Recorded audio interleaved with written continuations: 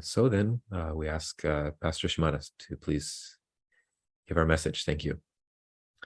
Good morning, good evening.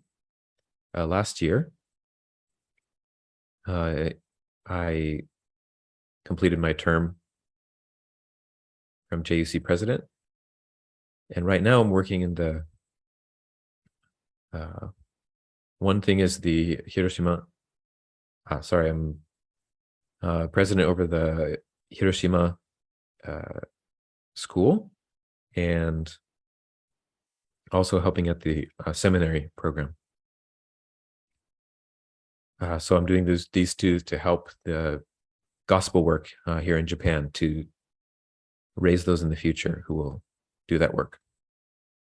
But also in Miyako Island, I'm working to start a new group there.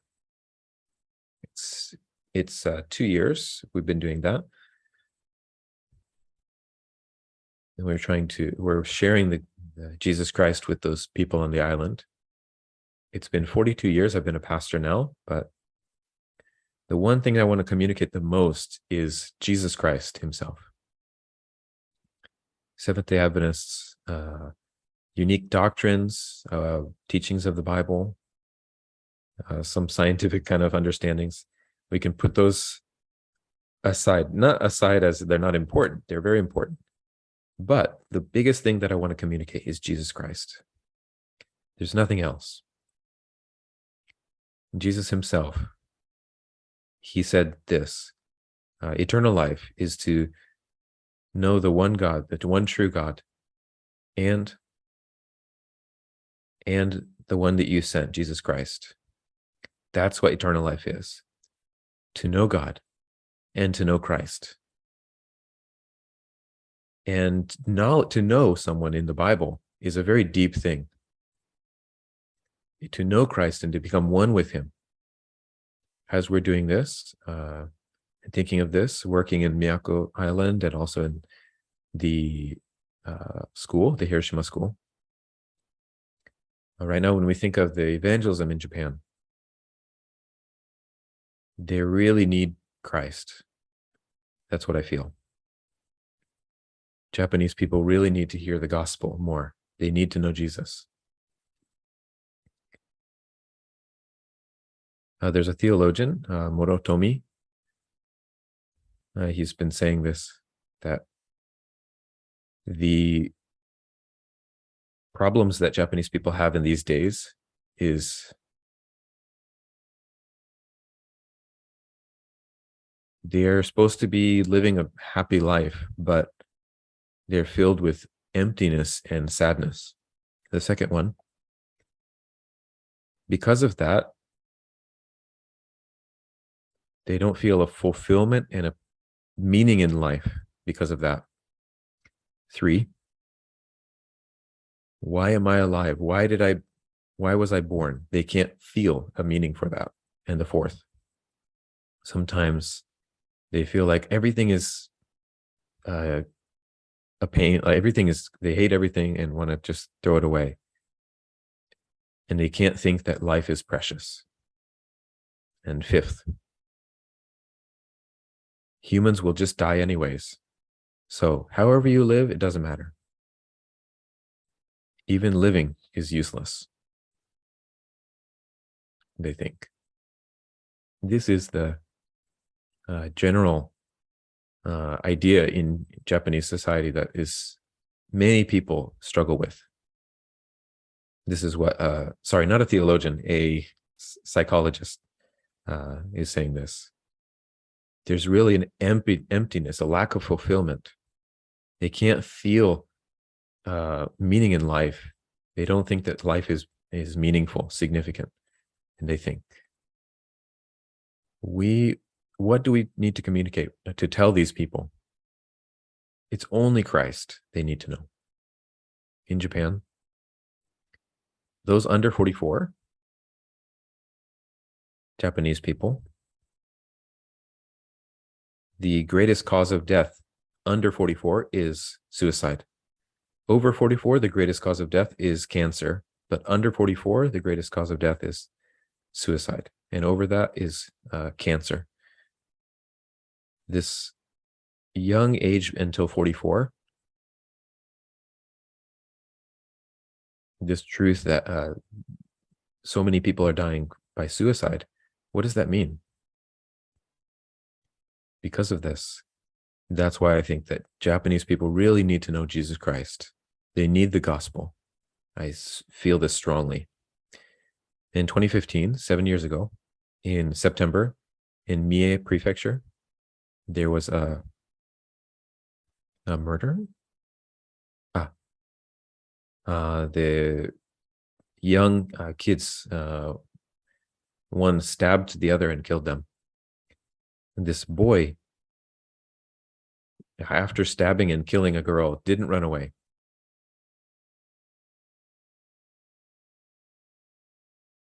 But he sent messages to all the people, family and friends, saying what he did. And they all many people gathered, and police as well. He was caught by the police and he was asked, "Why did you kill her?" And the boy's answer was clear: "Because I was asked to. She asked me, 'Please kill me. I want you to kill me.' And I did." And the girl,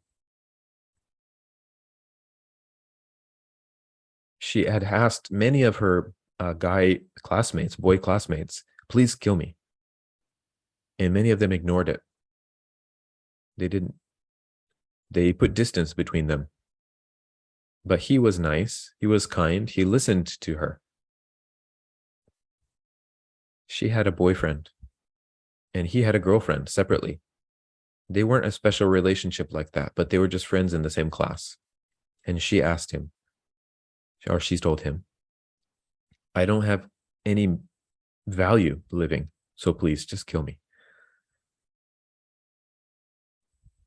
And he said he had nothing to, he couldn't say anything. He was so sorry for her. It's such a sad thing to live with that kind of thought, that feeling. So he decided he would kill her, as she asked. 2007, there was a high school survey done in a high school among Japanese high school students. 3 in 1 said that they were isolated, they were lonely. It didn't look like that when they're in class. They had friends. They looked like they're having fun, talking. They make a peace sign when they take pictures. But those girls and boys, 3 in 1 was extremely lonely. Nobody thought to care for them. I'm just alone. They felt they're totally alone. And 2 in 3 said that they were just useless. They were no good. If you're looking around, they thought, "Oh, everybody's good, they're fine, but I am not good enough." This feeling of inferiority and others feeling so lonely. So many high school students, they felt there's no meaning in life. They're not valuable. They're uncertain about just life itself. That was the result from this survey. And in 2016, there was a survey as well in Japan. Have you ever thought seriously about suicide, was the question. And they took a survey over the phone, thousands of people. 1 in 4 said that they had thought seriously about suicide. Right now, those about 20,000 a year committing suicide. It has come down since it's high, but there's always a question if that's the real number. In Japan, what's recognized as suicide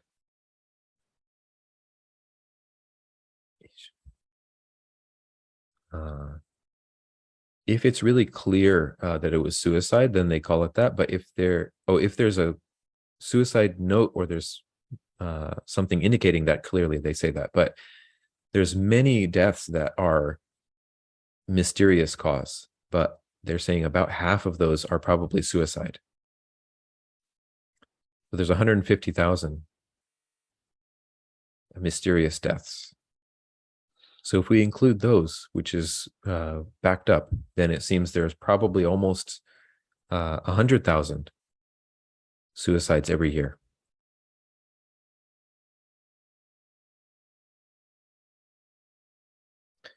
Among those, they asked if they had considered seriously suicide. They asked if there had been a suicide attempt, and 500,000 said that they had. So those who had considered suicide and those who had attempted suicide, they asked, have they told anyone about this? 70% of them who had considered or attempted had said they couldn't tell anyone. They're having this intense feelings that they want to die, but they haven't told anyone. But they're living every day, not telling anyone. And what is their greatest need? It's Jesus Christ.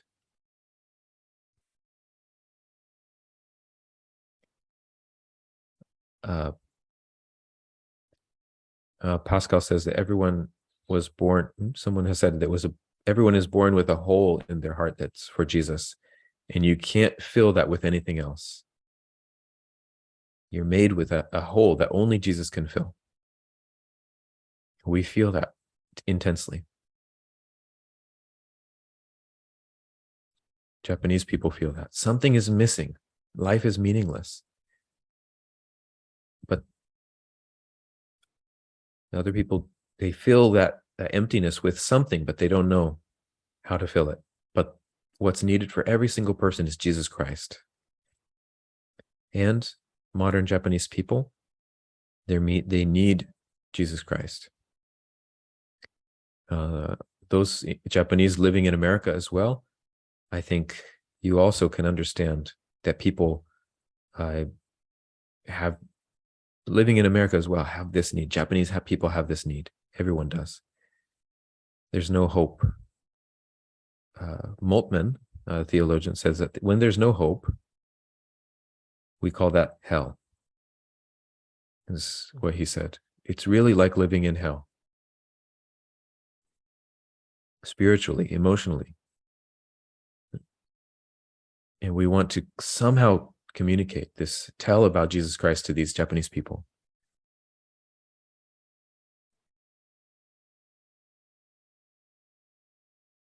In Miyako Island, I talk to people about this, not so directly, but I listen to what they say. And when you start talking about these things that they're carrying, that there are burdens on their heart, they can't stop. There's so many. But they can't accept Jesus Christ so quickly because we have to be patient and wait for this chance to share Jesus. This digital evangelism and AICON, their goal, we want to think about digital evangelism, how to share Jesus. A few years ago, I was speaking to the media evangelism. We were talking about TV and radio evangelism. I was doing this. Yeah, there's a power that radio has that you can do. Do you know anyone know Nakajima Miyuki? Famous in Japan, a female singer.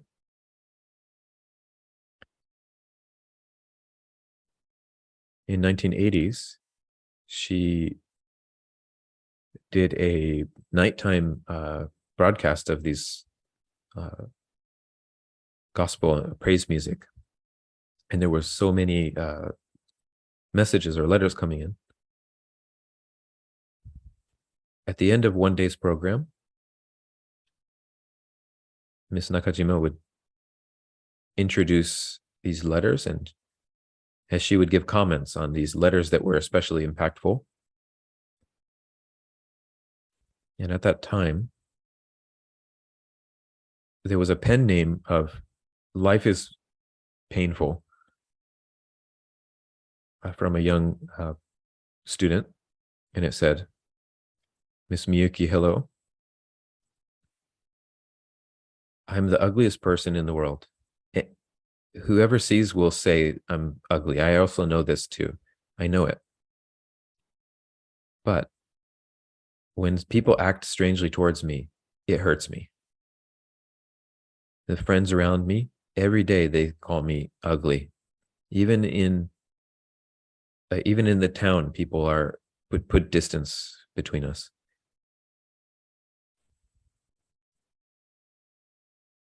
And people insult me right to my face.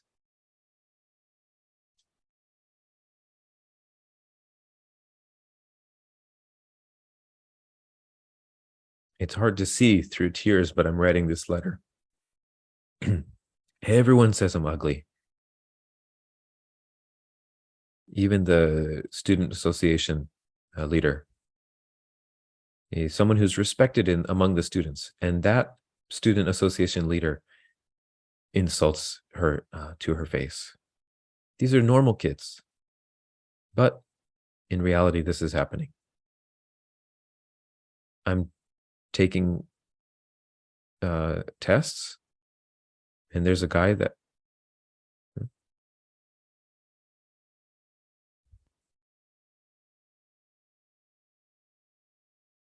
I've been made fun of in front of my classmates, in school. When I think of what I have to do every day in school, I can't study. I feel that if I'm dead, they'll be happier. I get I get angry about my parents, but I know I shouldn't, because I should be glad they gave birth.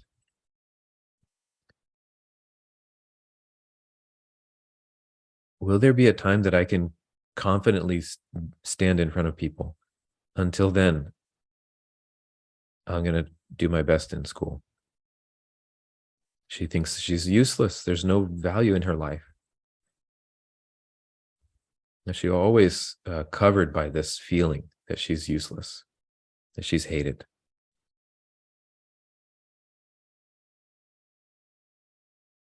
And she thinks, will there be a time that I'll be glad that I'm alive? Will I ever be able to walk in front of people where other people are with confidence? I'm seeing that as a dream and working hard. There's so many people that feel this way. And at the end of her letter, she says, Miss Miyuki's concert, when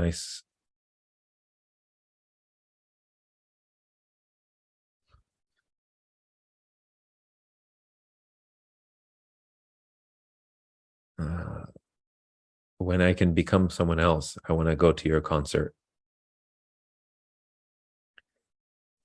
So Miss Miyuki says in her response, throughout Japan, everyone who's listening to this around Japan, who do you know who looks the most ugly? This girl is being called ugly, but the ones who are truly ugly are those who are calling her that. It's such a terrible look. Those who are saying such things. There are so many people throughout Japan who know this. Those kids in your school, they say those kinds of things. They're hurting you. I don't want you to think of them as normal people. You're going to meet many people in your life throughout the world. Don't look at the world so narrowly.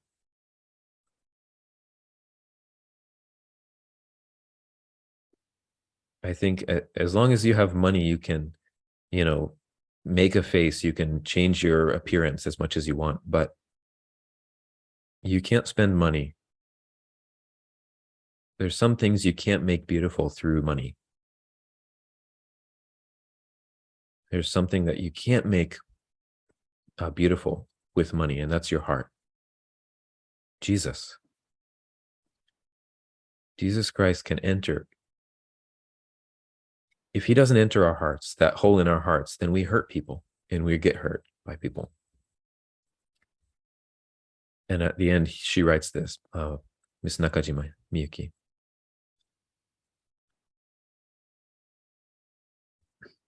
Come to my concert just as you are. Just as you are, please come to my concert. You don't need to change. I don't think that she was a Christian, this singer, but through the radio, she's doing this great evangelism, I think. She's giving hope to people. But we know the greatest hope is Jesus, in Jesus. There are so many people who need Christ. So many in Japan, so many in America, in the Japanese society in America as well. Many people who need Jesus. Jesus said, those who need a doctor are not the healthy, but those who are sick.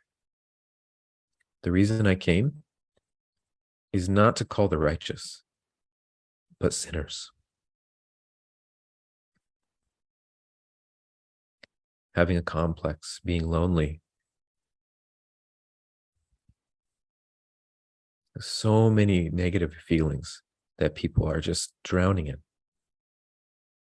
And what they need is Jesus Christ.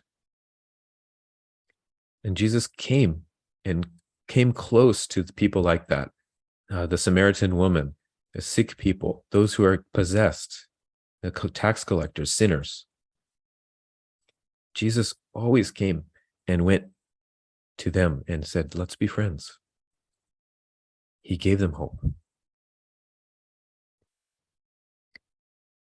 Now we're carrying this same mission. Jesus only is the way, the truth, and the life. We know this.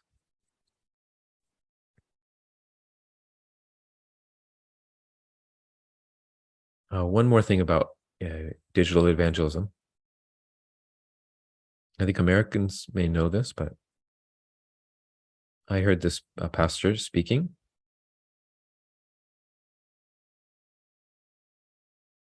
There's a TV evangelist named Kenny something.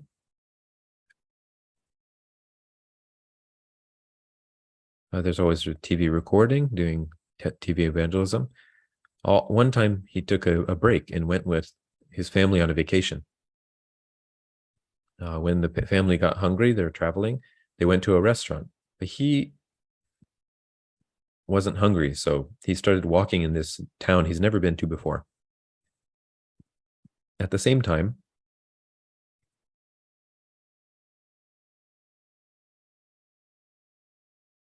and there was a woman who came from a far away, a different place,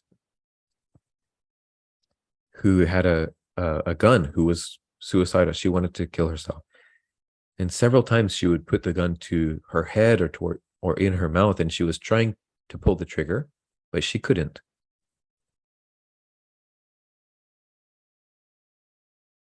And she breathed deeply and said, God, please help me. I have no energy to live. I'm despairing. I want to die. I can't even die. Please help me. And she closed her eyes and looked up at the sky. And she saw a number like behind her eyes or in front of her. She didn't understand. And she saw the same numbers many times. But she thought, oh, this is a phone number, she realized. So she remembered the numbers and wrote it down.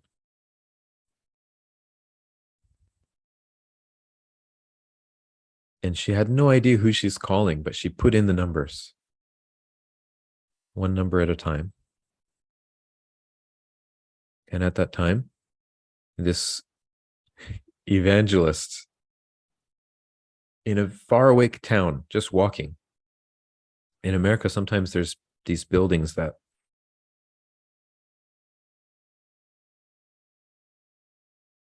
a public telephone that was on the corner.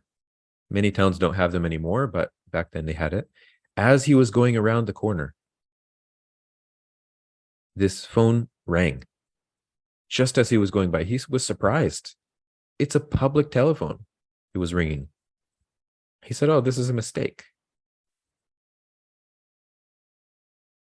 He thought he was just going to go past it, but then he couldn't bear to. So he went and picked up the phone. He said, "This is a public phone, by the way. Do you know that?" And she said, "Oh, is that right? I thought it was Kenya Glove, Pastor Kenya Glove."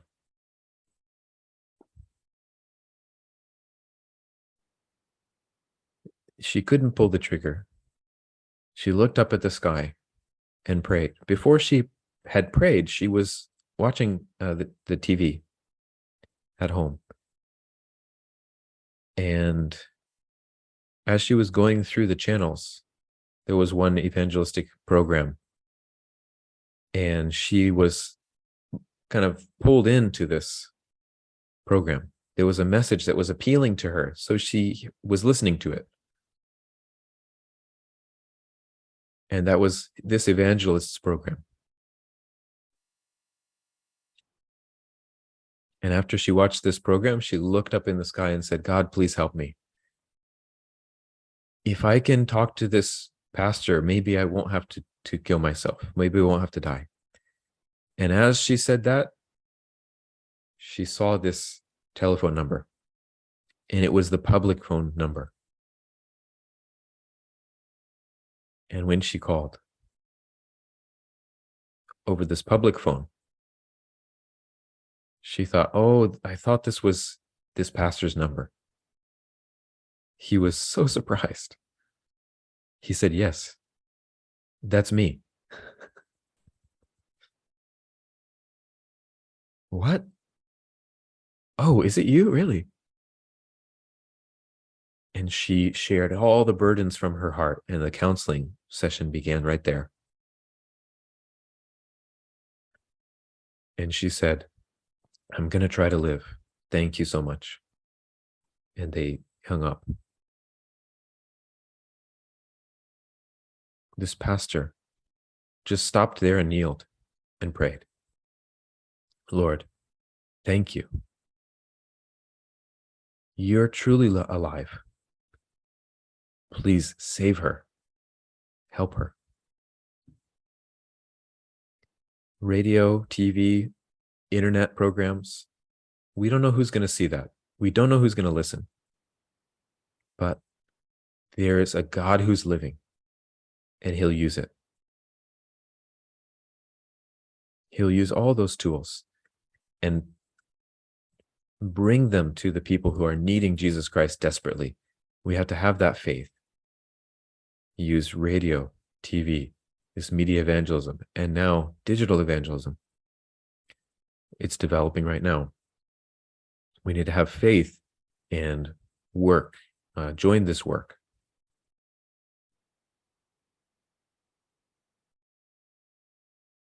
I'd like to end with Ellen White's words. If we could have an impact want to have an impact to change the world, we need to Christ. We need to tell the world about Jesus Christ and Jesus Christ crucified. When they hear Seventh-day Adventist, what will pop up in their hearts? Not our distinctive doctrines, but needs to be a picture of the cross. Jesus on the cross. We need to speak about that, pray about this, sing about this. And if we do this, in the heart, people's hearts will be broken down and we'll be able to reach them. We'll be able to bring souls through God's power, through God's wisdom. That will be possible. So through many different ways of evangelism, we need to speak of Jesus and his cross, the cross. Jesus on the cross. Speak of him, pray about him, sing about him. We need this evangelism to be centered on that.